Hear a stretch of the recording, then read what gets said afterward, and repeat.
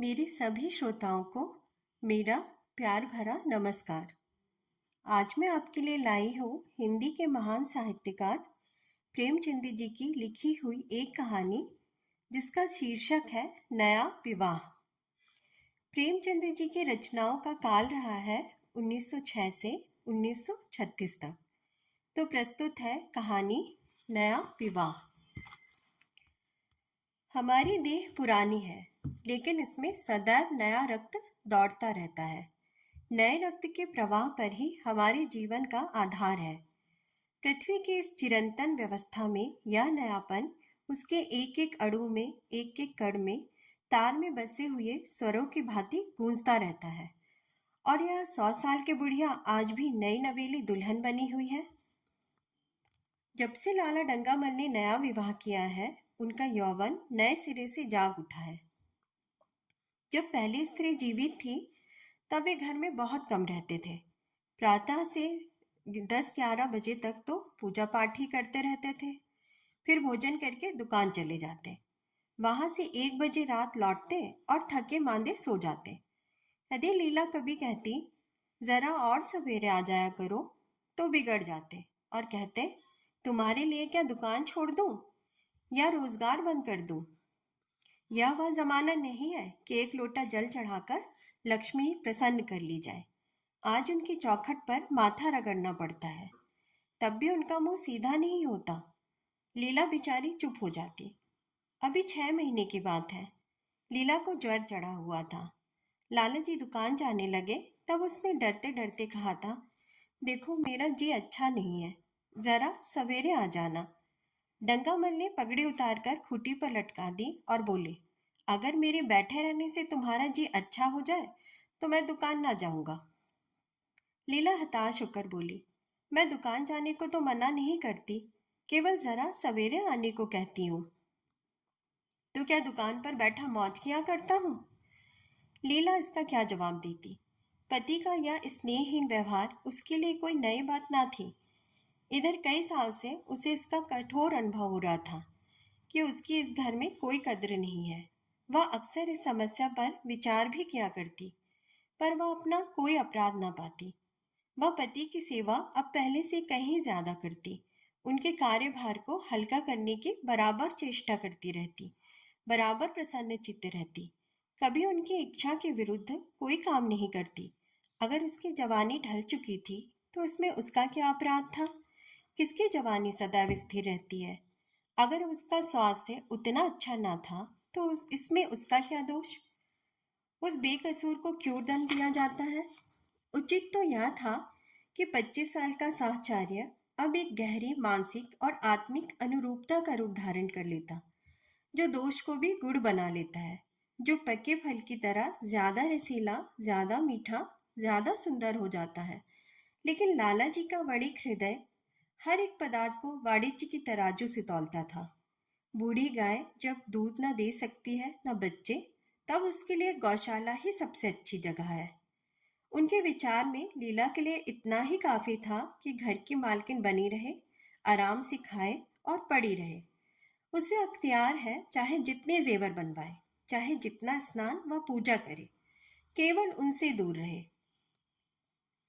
मानव प्रकृति की जटिलता का एक रहस्य यह था कि डंगामल जिस आनंद से लीला को वंचित रखना चाहते थे, जिसकी उसके लिए कोई जरूरत ही ना समझते थे, खुद उसी के लिए सदैव प्रयत्न करते रहते थे। लीला 40 वर्ष की होकर बूढ़ी समझ ली गई थी, किंतु वे 43 के होकर भी अभी जवान ही थे, जवानी के उन्माद और उल्लास से भरे हुए। लीला से अब उन्हें एक तरह की अरुचि होती थी, और वह दुखिया जब अपनी त्रुटियों का अनुभव करके प्रकृति के निर्दय आघातों से बचने के लिए रंग व रोगन की आड़ लेती, तब लाला जी उसके बूढ़े नखरों से और भी घृणा करने लगते। वे कहते, वाह रे तृष्णा, 7 लड़कों की तो माँ हो गई, बाल खिचड़ी हो गए, चेहरा धुले हुए फलालेन की तरह सिकुड़ गया, मगर आपको अभी महावर, सेंदूर, मेहंदी और उपटन की हवस बाकी ही है। औरतों का स्वभाव भी कितना विचित्र है, ना जाने क्यों बनाव सिंगार पर इतना जान देती हैं। पूछो अब तुम्हें और क्या चाहिए? क्यों नहीं मन को समझा लेती कि जवानी विदा हो गई और इन उपादानों से वह वापस नहीं बुलाई जा सकती। लेकिन वे खुद जवानी का स्वप्न देखते रहते थे। उनकी जवानी की तृष्णा अभी शांत न हुई थी। जाड़ों में रसों और पाकों का सेवन करते रहते थे। हफ्ते में 2 बार हिसाब लगाते। लीला ने उन्हें असमंजस में देखकर कातर स्वर में पूछा, कुछ बतला सकते हो? कै बजे आओगे? लाला जी ने शांत भाव से कहा, तुम्हारा जी आज कैसा है? लीला क्या जवाब दे? अगर कहती है कि बहुत खराब है तो शायद वे महाशय वहीं बैठ जाए और उसे जल्लीकट्टी सुनाकर अपने दिल का गुबार निकाले। अगर कहती है कि अच्छी हूं तो शायद निश्चिंत होकर 2 बजे तक कहीं खबर न ले। इस दुविधा में डरते डरते बोली, अब तक तो हल्की थी, लेकिन अब कुछ भारी हो रही हो। तुम जाओ, दुकान पर लोग तुम्हारी राह देखते होंगे। हाँ, ईश्वर के लिए 1-2 ना बजा देना। लड़के सो जाते हैं, मुझे जरा भी अच्छा नहीं लगता, जी घबराता है। सेठ जी ने अपने स्वर में स्नेह की चाशनी देकर कहा, 12 बजे तक जरूर आ जाऊंगा। लीला का मुंह धूमिल हो गया। उसने कहा, 10 बजे तक नहीं आ सकते? 11:30 से पहले किसी तरह नहीं। नहीं, 10:30। अच्छा, 11 बजे। लाला वादा करके चले गए। लेकिन 10 बजे रात को एक मित्र ने मुजरा सुनने के लिए बुला भेजा। इस निमंत्रण को कैसे इनकार कर देते? जब एक आदमी आपको खातिर से बुलाता है, तब यह कहाँ की भलमनसाहत है कि आप उसका निमंत्रण अस्वीकार कर दें? लाला जी मुजरा सुनने चले गए। 2 बजे लौटे। चुपके से आकर नौकर को जगाया और अपने कमरे में जाकर लेटे रहे। लीला उनकी राह देखती प्रति क्षण विकल वेदना का अनुभव करती हुई ना जाने कब सो गई थी। अंत को इस बीमारी ने अभागिनी लीला की जान को लेकर ही छोड़ा। लाला जी को उसके मरने का बड़ा दुख हुआ। मित्रों ने संवेदना के तार भेजे। एक दैनिक पत्र ने शोक प्रकट करते हुए लीला के मानसिक और धार्मिक सद्गुणों को खूब बढ़ा चढ़ाकर वर्णित किया। लाला जी ने इन सभी मित्रों को हार्दिक धन्यवाद दिया और लीला के नाम से बालिका विद्यालय में 5 वजीफे प्रदान किए तथा मृतक भोज तो जितने समारोह से किया गया वह नगर के इतिहास में बहुत दिनों तक याद रखा जाएगा। लेकिन 1 महीना भी ना गुजर पाया था कि लाला जी के मित्रों ने चारा डालना शुरू कर दिया और उसका यह असर हुआ कि 6 महीने की विधुरता के तप के बाद उन्होंने दूसरा विवाह कर लिया। आखिर बेचारे क्या करते? जीवन में एक सहचरी की आवश्यकता तो थी ही और इस उम्र में तो एक तरह से वह अनिवार्य हो गई थी। जब से नई पत्नी आई, लाला जी के जीवन में आश्चर्यजनक परिवर्तन हो गया। दुकान से अब उन्हें उतना प्रेम नहीं था। लगातार हफ्तों ना जाने में भी उनके कारोबार में कोई हर्ज नहीं होता था। जीवन के उपभोग की जो शक्ति दिन दिन क्षीण होती जाती थी, अब वह छींटे पाकर सजीव हो गई थी। सूखा पेड़ हरा हो गया था। उसमें नई नई कोपलें फूटने लगी थी। मोटर नई आ गई थी। कमरे नए फर्नीचर से सजा दिए गए थे। नौकरों की भी संख्या बढ़ गई थी। रेडियो आ पहुंचा था और प्रतिदिन नए नए उपहार आते रहते थे। लाला जी की बूढ़ी जवानी जवानों की जवानी से भी प्रखर हो गई थी। उसी तरह जैसे बिजली का प्रकाश चंद्रमा के प्रकाश से ज्यादा स्वच्छ और मनोरंजक होता है। लाला जी को उनके मित्र इस रूपांतर पर बधाइयां देते। तब वे गर्व के साथ कहते, भाई, हम तो हमेशा जवान रहे और हमेशा जवान रहेंगे। बुढ़ापा यहाँ आए तो उसके मुंह में कालिक लगाकर गधे पर उल्टा सवार करा के शहर से निकाल दें। जवानी और बुढ़ापे को ना जाने क्यों लोग अवस्था से संबंधित कर देते हैं। जवानी का उम्र से उतना ही संबंध है जितना धर्म का आचार से, रुपये का ईमानदारी से, रूप का श्रृंगार से। आजकल के जवानों को आप जवान कहते हैं? उनकी 1000 जवानियों को अपने 1 घंटे से भी ना बदलूंगा।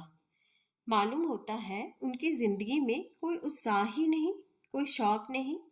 जीवन क्या है? गले में पड़ा हुआ एक ढोल है। यही शब्द घटा बढ़ाकर वे आशा के हृदय पटल पर अंकित करते रहते थे।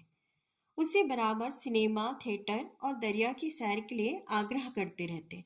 लेकिन आशा को ना जाने क्यों इन बातों में जरा भी रुचि न थी। वह जाती तो थी मगर बहुत टाल टूल करके। एक दिन लाला जी ने आकर कहा, चलो आज बजरे पर दरिया की सैर करें। वर्षा के दिन थे, दरिया चढ़ा हुआ था।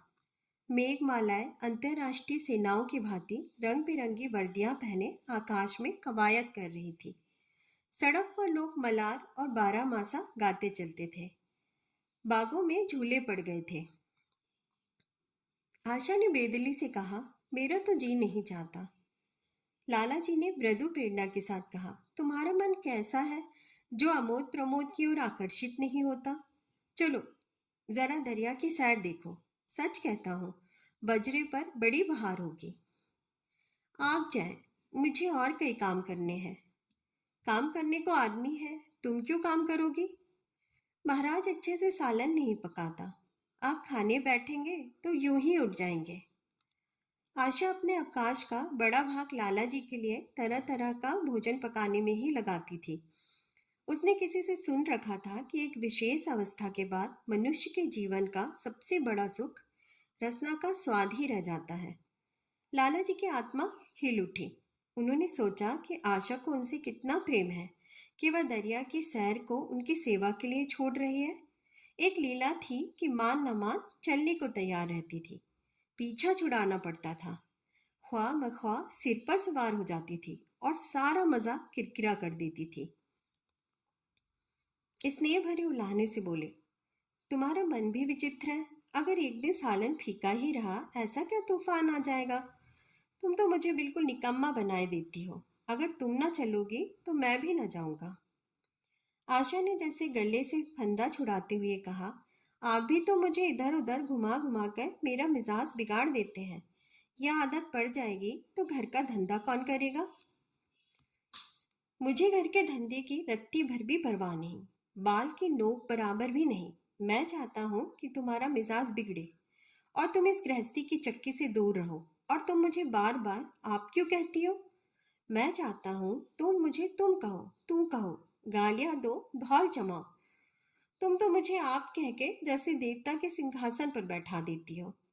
मैं अपने घर में देवता नहीं, चंचल बालक बनना चाहता हूँ। आशा ने मुस्कुराने की चेष्टा करके कहा, भला मैं आपको तुम कहूंगी? तुम बराबर वालों को कहा जाता है कि बड़ों को?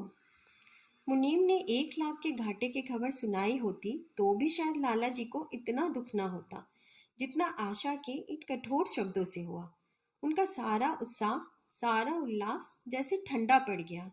सिर पर बाकी रखी हुई फूलदार टोपी, गले में पड़ी हुई जोगिए रंग की चुनरी, रेशमी चादर, वह तंजेब का बेलदार कुर्ता जिसमें सोने के बटन लगे हुए थे, यह सारा ठाट कैसे उन्हें हास्यजनक जान पड़ने लगा, जैसे वह सारा नशा किसी मंत्र से। निराश होकर बोले, तो तुम्हें चलना है या नहीं? मेरा जी नहीं चाहता। तो मैं भी ना जाऊं? मैं आपको कब मना करती हूँ? फिर आप कहाँ? आशा ने जैसे भीतर से जोर लगाकर कहा, तुम? और उसका मुखमंडल लज्जा से आरक्त हो गया। हाँ, इसी तरह तुम कहा करो। तो तुम नहीं चल रही हो? अगर मैं कहूं तुम्हें चलना पड़ेगा, तब चलूंगी। आपकी आज्ञा मानना मेरा धर्म है। लाला जी आज्ञा न दे सके। आज्ञा और धर्म जैसे शब्द उनके कानों में चुभने से लगे। खिसियाते हुए बाहर को चल पड़े। उस वक्त आशा को उन पर दया आ गई। बोली, तो कब तक लौटोगे? मैं नहीं जा रहा हूं। अच्छा, तो मैं चलती हूँ। जैसे कोई जिद्दी लड़का रोने के बाद अपनी इच्छित वस्तु पाकर उसे पैरों से ठुकरा देता है, उसी तरह लाला जी ने मुंह बनाकर कहा, तुम्हारा जी नहीं करता तो ना चलो, मैं आग्रह नहीं करता। आप? नहीं, नहीं नहीं, तुम बुरा मान जाओगे। आशा गई, लेकिन उमंग से नहीं। जिस मामूली वेश में थी उसी तरह चल खड़ी हुई। न कोई सजीली साड़ी, न जड़ाऊ गहने, न कोई सिंगार, जैसी कोई विधवा हो। ऐसी ही बातों पर लाला जी मन में झुंझला उठते थे। ब्याह किया था जीवन का आनंद उठाने के लिए, झिलमिलाते हुए दीपक में तेल डालकर उसे और चटक करने के लिए। अगर दीपक का प्रकाश तेज ना हुआ तो तेल डालने से लाभ, ना जाने इसका मन क्यों इतना शुष्क और नीरस है, जैसे कोई उसर का पेड़ हो। कितना ही पानी डालो उसमें हरी पत्तियों के दर्शन ना होंगे। जड़ाऊ गहनों से भरी पेटारियां खुली हुई हैं। कहाँ कहाँ से मंगवाएं? दिल्ली से, कलकत्ते से, फ्रांस से। कैसी कैसी बहुमूल्य साड़ियां रखी हुई हैं, एक नहीं सैकड़ों। पर केवल बंदूक संदूक में कीड़ों का भोजन बनने के लिए। दरिद्र घर की लड़कियों में यही ऐब होता है। उनकी दृष्टि सदैव संकीर्ण रही है। न खा सके, न पहन सके, न दे सके। उन्हें तो खजाना भी मिल जाए तो यही सोचती रहेंगी कि खर्च कैसे करें। दरिया की सैर तो हुई, पर विशेष आनंद न आया।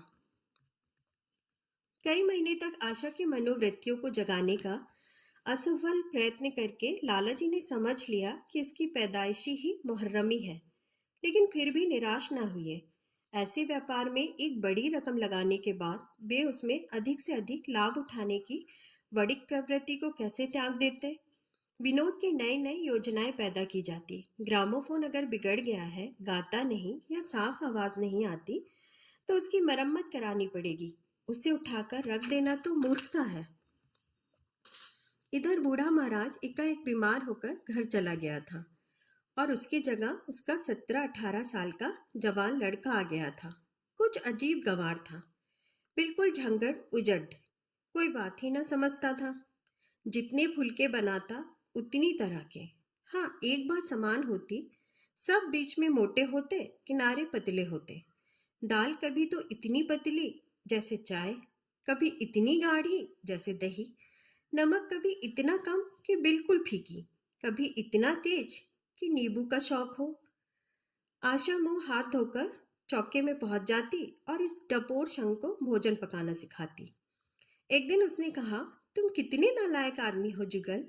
आखिर इतनी उम्र तक तुम घास खोदते रहे या भाड़ झोंकते रहे कि फुलके तक नहीं बना सकते। जुगल आंखों में आंसू भरकर कहता, बहू जी, अभी मेरी उम्र ही क्या है, 17 साल ही तो किए हैं पूरे। आशा को उसकी बात पर हंसी आ गई। उसने कहा, तो रोटियां पकाना क्या 10-5 साल में आता है? आप 1 महीना सिखा दे बहू जी, फिर देखिए मैं आपको कैसे फुलके खिलाता हूँ कि जी खुश हो जाए। जिस दिन मुझे फुलके बनाने आ जाएंगे, मैं आपसे कोई इनाम लूंगा। सालन तो अब मैं कुछ कुछ बनाने लगा हूँ, है ना? आशा ने हौसला बढ़ाने वाली मुस्कुराहट के साथ कहा, सालन नहीं, वो बनाना आता है। अभी कल ही नमक इतना तेज था कि खाया ना गया। मसाले में कचान आ रही थी। मैं जब सालन बना रहा था तब आप यहाँ कब थी? अच्छा, तो मैं जब यहाँ बैठी रहूं तब तुम्हारा सालन बढ़िया पकेगा। आप बैठी रहती हैं तब मेरी अकल ठिकाने रहती है। जुगल को आशा को जुगल की इन भोली बातों पर खूब हंसी आ रही थी। हंसी को रोकना चाहती थी, पर वह इस तरह निकल पड़ती थी जैसे भरी बोतल उड़ेल दी गई हो। और मैं जब नहीं रहती तब तो आपके कमरे के द्वार पर जा बैठता हूँ, वहां बैठकर अपनी तकदीर को रोता हूँ। आशा ने हंसी को रोककर पूछा, क्यों रोते क्यों हो? या न पूछिए बहू जी, आप इन बातों को नहीं समझेंगी। आशा ने उसके मुंह की ओर प्रश्न की आंखों से देखा। उसका आशय कुछ तो समझ गई, पर ना समझने का बहाना किया। तुम्हारे दादा आ जाएंगे तब तुम चले जाओगे? और क्या करूंगा बहू जी, यहाँ कोई काम दिलवा दीजिए तो पड़ा रहूंगा। मुझे मोटर चलाना सिखवा दीजिए, आपको खूब सैर कराया करूंगा। नहीं नहीं बहू जी, आप हट जाइए, मैं पतीली उतार लूंगा। ऐसी अच्छी साड़ी है आपकी, कहीं कोई दाग पड़ जाए तो क्या हो। आशा पतीली उतार रही थी। जुगल ने उसके हाथ से सड़ी सी ले लेनी चाहिए। दूर रहो, फूहड़ तो तुम हो ही, कहीं पतीली पाँव में गिरा ली तो महीनों चीखोगे। जुगल के मुख पर उदासी छा गई। आशा ने मुस्कुराकर पूछा, क्यों, मुंह क्यों लटक गया सरकार का? जुगल रुआंसा होकर बोला, आप मुझे डांट देती हैं बहू जी, तब मेरा दिल टूट जाता है। सरकार कितना ही घुड़के, मुझे बिल्कुल ही दुख नहीं होता। आपकी नजर कड़ी देखकर मेरा खून सर्द हो जाता है। आशा ने दिलासा दिया, मैंने तुम्हें डांटा तो नहीं, केवल यही तो कहा कि कहीं पतीली तुम्हारे पांव पर गिर पड़े तो क्या हो। हाथी तो आपका भी है, कहीं आप आपके ही हाथ से छूट पड़े तो? लाला डंगामल ने रसोई घर के द्वार पर आकर कहा, आशा, जरा यहाँ आना। देखो तुम्हारे लिए कितने सुंदर गमले लाया हूँ। तुम्हारे कमरे के सामने रखे जाएंगे। तुम यहाँ धुए धक्कड़ में क्यों हलकान होती हो? इस लड़के से कह दो कि जल्दी महाराज को बुलाए, नहीं तो मैं कोई दूसरा आदमी रख लूंगा। महाराजों की कमी नहीं है। आखिर कब तक कोई रियायत करे? गधे को जरा भी तमीज नहीं आई। सुनता है जुगल? लिख दे आज अपने बाप को। चूल्हे पर तवा रखा हुआ था। आशा रोटियां बेलने में लगी थी। जुगल तवे के लिए रोटियों का इंतजार कर रहा था। ऐसी हालत में भला आशा कैसे गमले देखने जाती? उसने कहा, जुगल रोटियां टेढ़ी मेढ़ी बेल डालेगा। लाला जी ने कुछ चिढ़कर कहा, अगर रोटियां टेढ़ी मेढ़ी बेलेगा तो निकाल दिया जाएगा। आशा अनसुनी करके बोली, 10-5 दिन में सीख जाएगा, निकालने की क्या जरूरत है? तुम आकर बतला दो गमले कहाँ रखे जाए। कहती तो हूँ रोटियां बेलकर आई जाती हूँ। नहीं, मैं कहता हूँ तुम रोटियां मत बेलो। आप तो ख्वाह मख्वाह जिद करते हैं। लाला जी सन्नाटे में आ गए। आशा ने कभी इतनी रुखाई से उन्हें जवाब न दिया था, और यह केवल रुखाई न थी, इसमें कटुता भी थी। लज्जित होकर चले गए। उन्हें ऐसा क्रोध आ रहा था कि इन गमलों को तोड़कर फेंक दे और सारे पौधों को चूल्हे में डाल दे। जुगल ने सहमे हुए स्वर में कहा, आप चली जाएं बहू जी, सरकार बिगड़ जाएंगे। बको मत, जल्दी जल्दी फुलके सेको, नहीं तो निकाल दिए जाओगे। और आज मुझसे रुपए लेकर अपने लिए कपड़े बनवा लो। भिकमंगों की सी सूरत बनाए घूमते हो, और बाल क्यों इतने बढ़ा रखे हैं? तुम्हें नाई भी नहीं जुड़ता? जुगल ने दूर की बात सोची। बोला, कपड़े बनवा लूं तो दादा को हिसाब क्या दूंगा? अरे पागल, मैं हिसाब देने को नहीं कहती, मुझसे ले जाना। जुगल काहिलपन की हंसी हंसा। आप बनवाएंगी तो अच्छे कपड़े लूंगा। खद्दर के मलमल का कुर्ता, खद्दर की धोती, रेशमी चादर, अच्छा सा चप्पल। आशा ने मीठी मुस्कान से कहा, और अगर अपने दाम से बनवाने पड़े? तब कपड़े ही क्यों बनवाऊंगा। बड़े चालाक हो तुम। जुगल ने अपनी बुद्धिमत्ता का प्रदर्शन किया। आदमी अपने घर में सूखी रोटियां खाकर सो रहता है, लेकिन दावत में तो अच्छे अच्छे पकवान ही खाता है। वहां भी यदि रूखी रोटियां मिले तो वह दावत में जाए ही नहीं। यह सब मैं नहीं जानती। एक गाड़ी का कुर्ता बनवा लो और एक टोपी ले लो। हजामत के लिए 2 आने पैसे ऊपर से ले लो। जुगल मान करके कहा, रहने दीजिए, मैं नहीं लेता। अच्छे कपड़े पहनकर निकलूंगा तब तो आपकी याद आवेगी। सड़ियल कपड़े पहनकर तो और जी जलेगा। तुम स्वार्थी हो, मुफ्त के कपड़े लोगे और साथ ही बढ़िया भी। जब यहां से जाने लगूं तब आप मुझे अपना एक चित्र दीजिएगा। मेरा चित्र लेकर क्या करोगे? अपनी कोठरी में लगाऊंगा और नित्य देखा करूंगा। बस वही साड़ी पहनकर खिंचवाना जो कल पहनी थी, और वही मोतियों की माला भी। आपके पास तो बहुत गहने होंगे, आप पहनती क्यों नहीं? तो तुम्हें गहने अच्छे लगते हैं? बहुत। लाला जी ने फिर आकर जलते हुए मन से कहा, अभी तक तुम्हारी रोटियां नहीं पकी जुगल। अगर कल से तूने अपने आप अच्छी रोटियां ना पकाई तो मैं तुझे निकाल दूंगा। आशा ने तुरंत हाथ मुंह धोया और बड़े प्रसन्न मन से लाला जी के साथ गमले देखने चली। इस समय उसकी छवि में प्रफुल्लता की रौनक थी। बातों में भी जैसे शक्कर घुली हुई थी। लाला जी का सारा खिसियानापन मिट गया था। उसने गमलों को मुग्ध आंखों से देखा। उसने कहा, मैं इनमें से कोई गमला ना जाने दूंगी। सब मेरे कमरे के सामने रखवाना, सब। कितने सुंदर पौधे हैं, वाह। इनके हिंदी नाम भी मुझे बतला देना। लाला जी ने छेड़ा, सब गमले का क्या करोगी? 10-5 पसंद कर लो, शेष मैं बाहर रखवा दूंगा। जी नहीं, एक भी नहीं छोड़ूंगी, सब यही रखे जाएंगे। बड़ी लालचिन हो तुम। लालचिन ही सही, मैं आपको एक भी ना दूंगी। 2-4 तो दे दो, इतनी मेहनत से लाया हूं। जी नहीं, इनमें से एक भी ना मिलेगा। दूसरे दिन आशा ने अपने को आभूषण से खूब सजाया और फिरोजी साड़ी पहनकर निकली। तब लाला जी की आंखों में ज्योति आ गई। समझे अवश्य अब उनके प्रेम का जादू कुछ कुछ चल रहा है, नहीं तो उनके बार बार आग्रह करने पर भी, बार बार याचना करने पर भी उसने कोई आभूषण ना पहना था। कभी कभी मोतियों का हार गले में डाल लेती थी, वह भी ऊपरी मन से। आज वह आभूषणों से अलंकृत होकर फूली नहीं समाई इतराई जाती है, मानो कहती हो, देखो मैं कितनी सुंदर हूं। पहले जो बंद कली थी वह आज खिल गई थी। लाला जी पर घड़ों नशा चढ़ा हुआ था। वे चाहते थे उनके मित्र और बंधु वर्ग आकर इस सोने की रानी के दर्शनों से अपनी आंखें ठंडी करें, देखें कि वह कितनी सुखी, संतुष्ट और प्रसन्न है। जिन विद्रोहियों ने विवाह के समय तरह तरह की शंकाएं की थी, वे आंखें खोलकर देखें कि डंगामल कितना सुखी है। विश्वास, अनुराग और अनुभव ने चमत्कार किया है। उन्होंने प्रस्ताव किया, चलो कहीं घूम आए, बड़ी मजेदार हवा चल रही है। आशा इस वक्त कैसे जा सकती थी?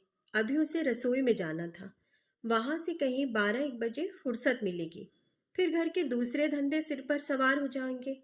सैर सपाटे के पीछे क्या घर चौपट कर।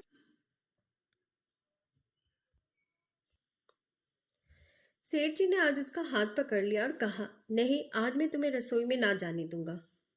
महाराज के किए कुछ ना होगा तो आज उसकी शामत भी आ जाएगी। आशा के मुख पर से वह प्रफुल्लता जाती रही। मन भी उदास हो गया। एक सोफे पर लेटकर बोली, आज ना जाने क्यों कलेजे में मीठा मीठा दर्द हो रहा है। ऐसा दर्द कभी ना होता था। सेठ जी घबरा उठे। यह दर्द कब से हो रहा है? हो तो रहा है रात से ही, लेकिन अभी कुछ कम हो गया था, अब फिर होने लगा है। रह रहकर जैसे चुभन हो जाती है। सेठ जी एक बात सोचकर दिल ही दिल में फूल फूल उठे। अब भी गोलियां रंग ला रही हैं। राजवैद्य जी ने कहा भी था कि जरा सोच समझ कर इनका सेवन कीजिएगा। क्यों ना हो, खानदानी वैद्य है। इनके बाप बनारस के महाराज के चिकित्सक थे। पुराने और परिचित नुस्खे हैं इनके पास। उन्होंने कहा, तो रात से ही यह दर्द हो रहा है। तुमने मुझसे कहा नहीं, नहीं तो वैद्य जी से कोई दवा मंगवाता। मैंने समझा था आप अच्छा हो जाएगा, मगर अब बढ़ रहा है। कहाँ दर्द हो रहा है, जरा देखो, कुछ सूजन तो नहीं है? सेठ जी ने आशा के आंचल की तरफ हाथ बढ़ाया। आशा ने शर्मा कर सिर झुका लिया। उसने कहा, यह तुम्हारी शरारत मुझे अच्छी नहीं लगती। मैं अपनी जान से मरती हूँ, तुम्हें हंसी सूझती है। जाकर कोई दवा ला दो। सेठ जी अपने पुंसत्व का यह डिप्लोमा पाकर उससे कहीं ज्यादा प्रसन्न हुए, जितना राय बहादुरी पाकर होते। इस विजय का डंका पीटे उन्हें उसके बिना कैसे चैन आ सकता था। जो लोग उनके विवाह के विषय में द्वेषमय टिप्पणियां कर रहे थे, उन्हें नीचा दिखाने का कितना अच्छा अवसर हाथ आया है, और इतनी जल्दी। पहले पंडित भोलानाथ के पास गए और भागे ठोककर बोले, भाई मैं तो बड़ी विपत्ति में फंस गया। कल से उनकी कलेजे में दर्द हो रहा है। कुछ बुद्धि काम नहीं करती। कहती है ऐसा दर्द पहले कभी ना हुआ था। भोलानाथ ने थोड़ी भी हमदर्दी ना दिखाई। सेठ जी यहाँ से उठकर अपने दूसरे मित्र लाला फागमल के पास पहुंचे और उनसे भी लगभग इन्हीं शब्दों में यह शोक संवाद कहा। फागमल बड़ा शोधा था। मुस्कुराकर बोला, मुझे तो आपकी शरारत मालूम होती है। सेठ जी की बातें खिल गई। उन्होंने कहा, मैं अपना दुख सुना रहा हूं और तुम्हें दिल लगी सूझती है। जरा भी आदमियत तुम में नहीं है। मैं दिल लगी नहीं कर रहा हूं, इसमें दिल लगी की क्या बात है। वे कमसीन, कोमलांगी, आप ठहरे पुराने लठैत, दंगल के पहलवान। बस अगर यह बात ना निकले तो मूछें मुड़ा लूं। सेठ जी की आंखें जगमगा उठी। मन में यौवन की भावना प्रबल हो उठी और उसके साथ ही मुख पर भी यौवन की झलक आ गई। छाती जैसे कुछ फैल गई। चलते समय उनके पग कुछ अधिक मजबूती से जमीन पर पड़ने लगे और सिर की टोपी भी ना जाने कैसे बाकी हो गई। आकृति से बागपन की शान बरसने लगी। जुगल ने आशा को सिर से पांव तक जगमगाते देखकर कहा, बस बहू जी, आप इसी तरह पहने ओढ़े रहा करें। आज मैं आपको चूल्हे के पास ना आने दूंगा। आशा ने नयन बाढ़ चलाकर कहा, क्यों? आज यह नया हुक्म क्यों? पहले तो तुमने कभी मना नहीं किया। आज की बात दूसरी है। जरा सुनो क्या बात है। मैं डरता हूं आप कहीं नाराज ना हो जाए। नहीं नहीं, कहो, मैं नाराज ना होंगी। आज आप बहुत सुंदर लग रही हैं। लाला डंकामल ने असंख्य बार आशा के रूप और यौवन की प्रशंसा की थी, मगर उनकी प्रशंसा में उसे बनावट की गंध आती थी। वह शब्द उनके मुख से निकलकर कुछ ऐसे लगते थे जैसे कोई पंगु दौड़ने की चेष्टा कर रहा हो। जुगल के इन सीधे शब्दों में एक उन्माद था, नशा था, एक चोट थी। आशा की सारी देह प्रकंपित हो गई। तो मुझे नजर लगा दोगी जुगल? इस तरह क्यों घूरते हो? जब यहां से चला जाऊंगा तब आपकी बहुत याद आएगी। रसोई पकाकर तुम सारे दिन क्या किया करते हो? दिखाई नहीं देते? सरकार रहते हैं इसलिए नहीं आता। फिर अब तो मुझे जवाब मिल रहा है। देखिए भगवान कहाँ ले जाते हैं। आशा की मुख मुद्रा कठोर हो गई। उसने कहा, कौन तुम्हें जवाब देता है? सरकार ही तो कहते हैं तुझे निकाल दूंगा। अपना काम किए जाओ, कोई नहीं निकालेगा। अब तो तुम फुलके भी अच्छे बनाने लगे हो। सरकार है बड़े गुस्सेवार। 2-4 दिन में उनका मिजाज ठीक किए देती हो। आपके साथ चलते हैं तो आपके बाप से लगते हैं। तुम बड़े मुंहफट हो। खबरदार, जबान संभाल कर बात किया करो। किंतु अप्रसन्नता का यह जीना आवरण उनके मनोरहस्य को न छिपा सका। वह प्रकाश की भांति उसके अंदर से निकल पड़ता था। जुगल ने फिर उसी निर्भीकता से कहा, मेरा मुंह कोई बंद कर ले। यहाँ यूं सभी यही कहते हैं। मेरा ब्याह कोई 50 साल की बुढ़िया से कर दे तो मैं घर छोड़कर भाग जाऊं, या तो खुद जहर खा लूं या उसे जहर देकर मार डालूं। फांसी ही तो होगी। आशा उस कृत्रिम क्रोध को कायम न रख सकी। जुगल ने उसकी हृदय वीणा के तारों पर मिजराब की ऐसी चोट मारी थी कि उसके बहुत जब्त करने पर भी मन की व्यथा बाहर निकल आई। उसने कहा, भाग्य भी तो कोई वस्तु है। ऐसा भाग्य जाए भाड़ में। तुम्हारा ब्याह किसी बुढ़िया से ही करूंगी, देख लेना। तो मैं भी जहर खा लूंगा, देख लीजिएगा। क्यों? बुढ़िया तुम्हें जवान स्त्री से ज्यादा प्यार करेगी, ज्यादा सेवा करेगी, तुम्हें सीधे रास्ते पर रखेगी। यह सब माँ का काम है। बीबी जिस काम के लिए है उसी काम के लिए है। आखिर बीवी किस काम के लिए है? मोटर की आवाज आई। ना जाने कैसे आशा के सिर का अंचल खिसक कर कंधे पर आ गया। उसने जल्दी से अंचल खींचकर सिर पर कर लिया और यह कहती हुई अपने कमरे की ओर लपकी,